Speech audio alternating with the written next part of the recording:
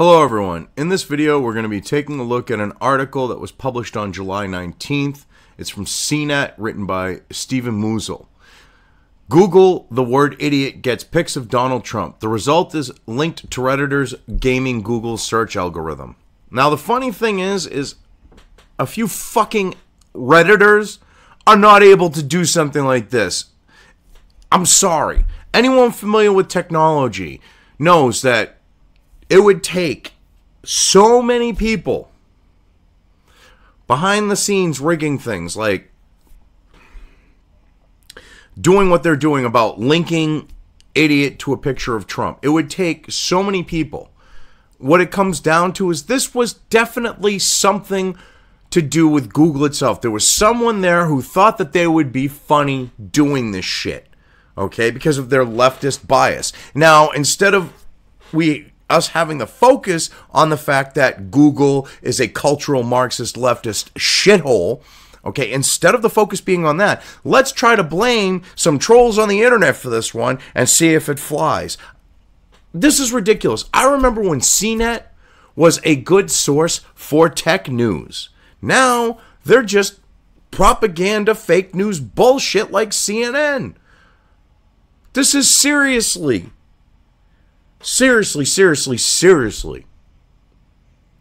fake fucking news to cover for the bias of someone at Google. There is no other way to say it.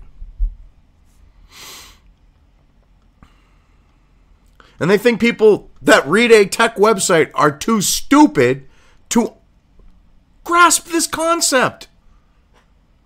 You know, even though odds are they're probably going to have a job in tech or at least, you know, a clue about it.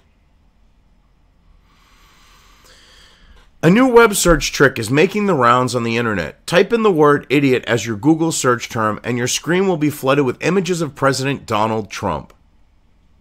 The image onslaught is apparently the result of a campaign by online activists unhappy with the president's policies who are manipulating Google's algorithm by linking the word to an image of Trump.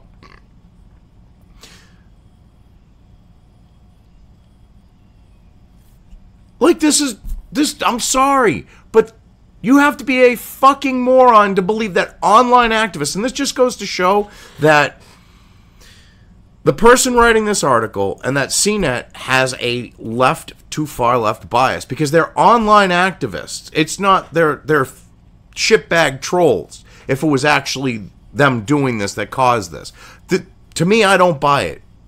This had to have been something done at Google. All right, conveniently, it happens right after the Helsinki summit with Putin, and it was Reddit that did it. Jesus Christ. I'm sorry, but Reddit can't accomplish something like this. 4chan maybe, but Reddit, no. And the reason why 4chan can do it because they actually use reverse fucking psychology on people. Or actually, psychology in general. The trend began with Reddit users upvoting a post containing a photo of Trump and the word, The Guardian, reported Tuesday. Yeah, of course The Guardian's going to cover for them too. Oh my God. If one post on Reddit that people were upvoting caused this, oh my God, then Google would be easier to fucking manipulate and hack than the US elections, which are near impossible because you don't have any computerized voting that's networked.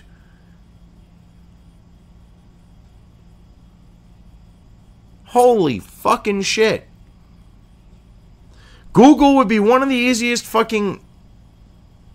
You could manipulate Google so friggin' easy if this was the case that they wouldn't be a viable business because people would be doing this day in and day out. Google controls the algorithms. Wake up, people. Subsequently, the image results were apparently fueled by thousands of upvotes for Reddit posts containing news stories about the word, the president's image, and the overall campaign. Oh yeah, thousands of Reddit's posts. That rigged Google, which services billions of people. A few thousand, Google's secret algorithm helps organize and prioritize information presented in search results. They made Google one of the most powerful companies on the planet, but they have also gotten the web giant into trouble. See, this is the thing. They're trying to portray this like, oh, this was just an innocent mistake. This wasn't the fact that someone got butthurt and fucking triggered at Google and decided to fuck with the algorithm. CNET, you are just as bad as CNN. You are fake fucking news. Holy shit.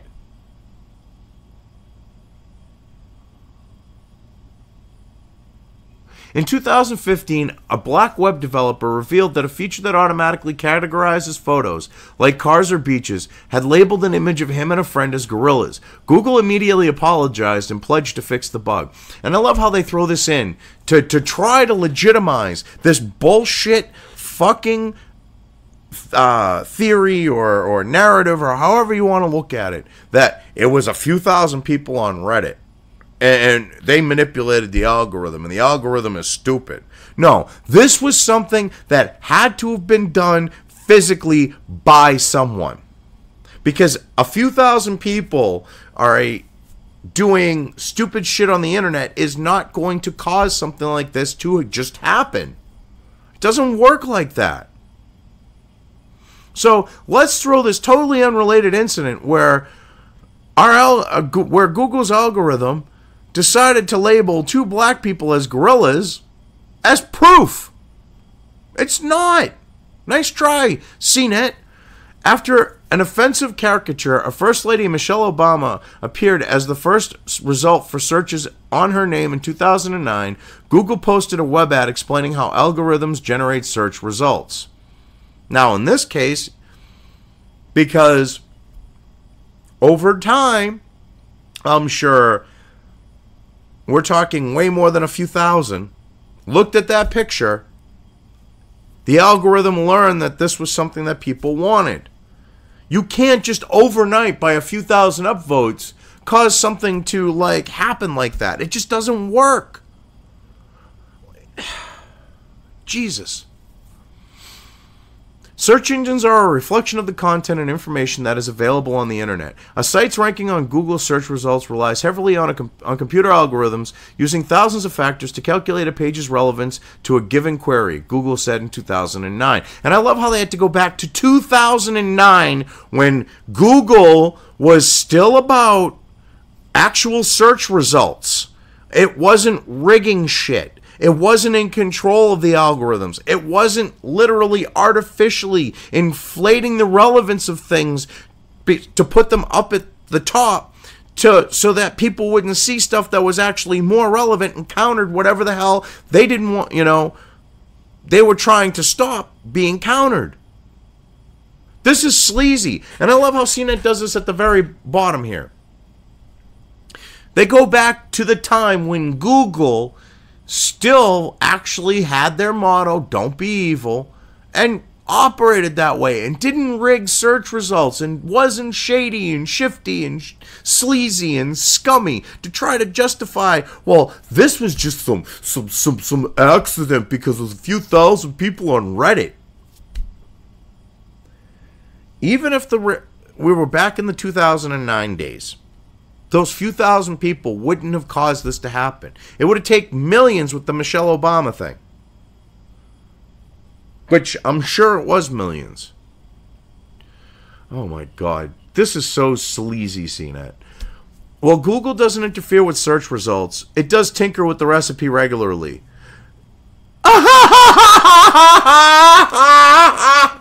Okay, they don't. Sure, they don't. Sure. Okay, Project Veritas, having them on camera, admitting that they do interfere with the search results, that they do rig the search results. The fact that that Google was exposed with Hillary Clinton to be in bed with Hillary Clinton and rigging the search results in regards to her. goes to show that you are fake news when you will say they don't interfere with them. They got caught red-handed doing exactly that. And that was more than tinkering with the recipe. They were flat out manipulating the results.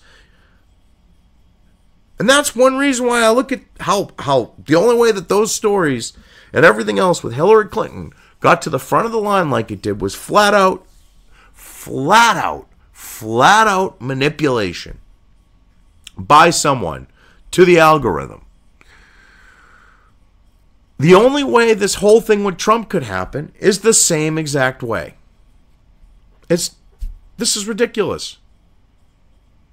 In 2010, Matt Cutts, who was then principal engineer at Google, responsible for keeping spam out of search results, said Google tends to make a change to our core search algorithms at least once a day. Which they're trying to go, oh, it's no big deal. You know, this is about spam there. See, you know. Google and the White House didn't immediately respond for requests to comment.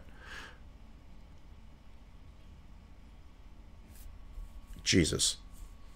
This is so ridiculous. This really is. I'm sorry, CNET, but you're not going to cover for Google here. I'm sure there are people out there besides myself who see through this and see the fact that it was a clear manipulation done by an individual at Google itself. That's the only way this could have happened. You would think that CNET would actually go, you know, it's probably not a good idea to go the route of Vox, to go the route of the Huffington Post, to go the route of all these leftist outlets, because they're laying off people and they're going out of business because they can't make any money. If CNET stuck to tech, which they can't even do that. CNET were like some of the pioneers on videos, on gadgets and computers and tech. I remember in the early days, you know, watching their videos on this stuff before there was, you know, YouTube. Even when YouTube came out, they were still doing this stuff. Now they've been, you know, delegated to the friggin' pig pen, living in the slop and shit of the left. It's disgusting. Anyways, I've covered this well enough, and I'm just going to leave things here. If you liked this video, depending on where you are watching it, please give it an upvote or thumbs up. If you want to know when new content of mine hits the internet, don't forget to subscribe to one or more of my social media or video accounts listed here. Also, with YouTube, don't forget to ring that bell. You can find all of my video content on both BitChute and YouTube. This may not be the case with other places I upload to, but I will try to minimize this happening. You are always welcome to interact with me at any of these sites on the list, so feel free to do so. If you have anything you want me to cover in a video, when it comes to news or current events, send it right along to me. I will try to do my best to cover it. As always, thank you for watching.